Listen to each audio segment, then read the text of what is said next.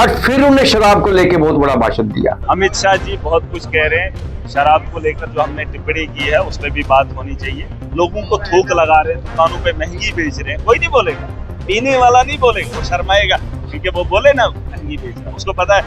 अरे तुम्हारी इज्जत ही कहाँ रही है जो शराब के ठेके से दारू की बोतल लाता है। नई खबर, नई दृष्टि, नई दिशा, रंगीन खबरों की परत दर परत खोलता है।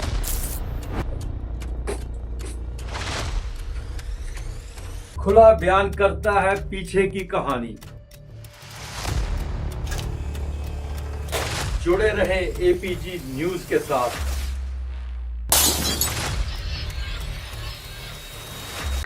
धारा 370 और 35 से हटने के बाद जम्मू कश्मीर ने कितनी तरक्की की, इसके बारे में केंद्रीय गृह मंत्री अमित शाह ने राज्यसभा में एक स्टेटमेंट दी है। उन्होंने कहा 370 हटने के बाद, यूनियन टेरिटरी बनने के बाद 70% जो है टेररिज्म में खात्मा आया है। यहाँ पे आतंकवादियों के मारे जाने पर उनके जनाजे के जुलूस नहीं निकाले जाते, बल्कि जहां उनको गोली से मार दिया जाता है वहीं दफना दिया जाता है। यहाँ पे 40,000 बेरोजगार लोगों को नौकरियां मिली है, 12,000 करोड़ रुपए की इन्वेस्टमेंट आई है और 1.5 लाख से ज्यादा सेल्फ एम्प्लॉयमेंट जो स्कीम के तहत लोगों ने, बच्चों ने काम करना शुरू कर दिया है।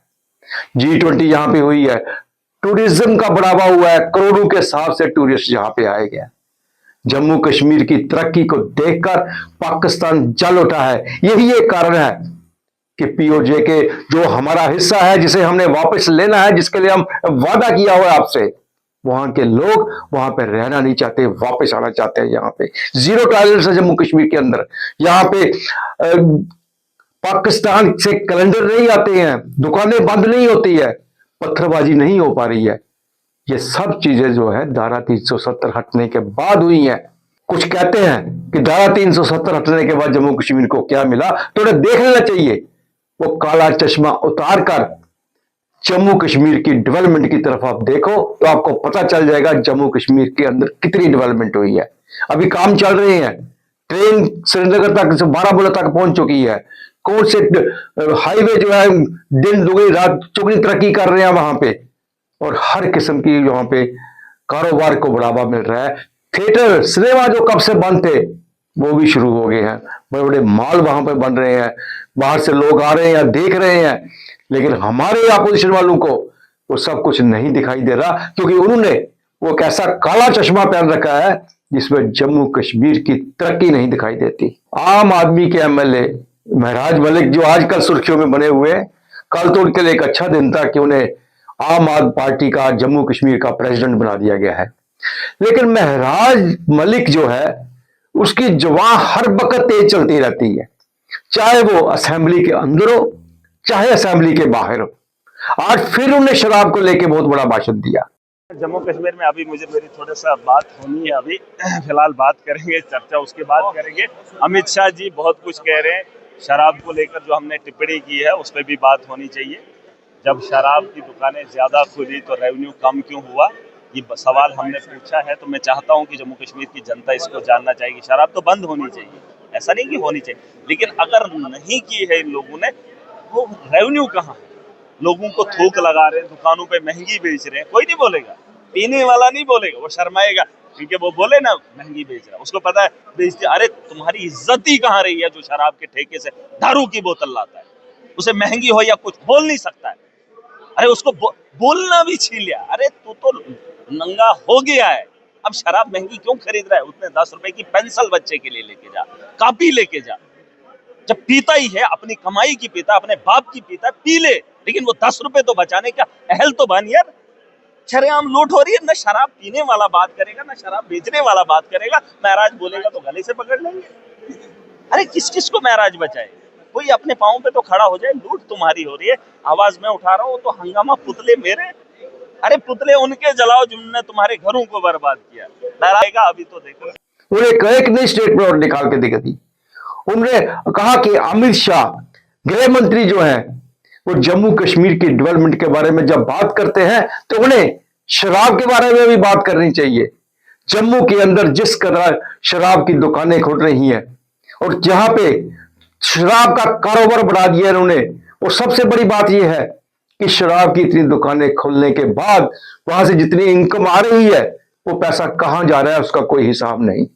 इनकम बढ़ रही है, शराब के रेट बढ़ रहे हैं, शराब ब्लैक में बिक रही है, लेकिन इनकम जो है वो घट रही है। इसका क्या करना है, इसकी जांच होनी चाहिए। आज फिर उन्होंने असेंबली के बाद मीडिया से बात करते हुए कहा कि एक गरीब आदमी अगर कोई पीता है तो अपने पैसे से पीता है, लेकिन वो अगर 10 रुपए की चीज उसको 20 रुपए में मिलती है तो क्यों मिलती है?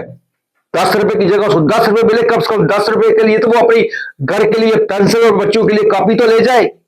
ऐसी बातें महराज मलिक कह रहा है। एक तरफ वो शराब कहता पीनी नहीं चाहिए, दूसरी तरफ शराब को लेके बार बार सरकार पर अटैक कर रहा है। लेकिन कुछ बातें ऐसी भी है तो महराज मलिक के जो कह रहा है उसमें सच्चाई भी है।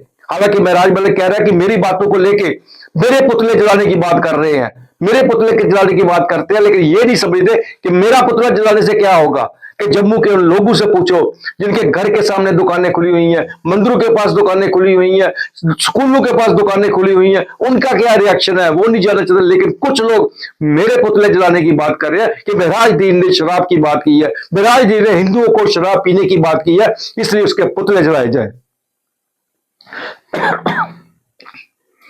लेकिन हकीकत यह है कि महराज मलिक हम अगर कहें तो सारा गलत है तो गलत होगा। ठीक है, उसकी जबान तेज चलती है। अब जब वो बोलता है असेंबली के अंदर इतनी जोर से बोलता है, किसी को दूसरे को बोलने का मौका नहीं देता। जब बाहर बोलता है तो भी वो अपने दिल की सारी बातें, अपनी पूरी भड़ास निकाल देता है। लेकिन फैक्ट ये है कि जो बातें वो कह रहा है उसमें सच्चाई भी है।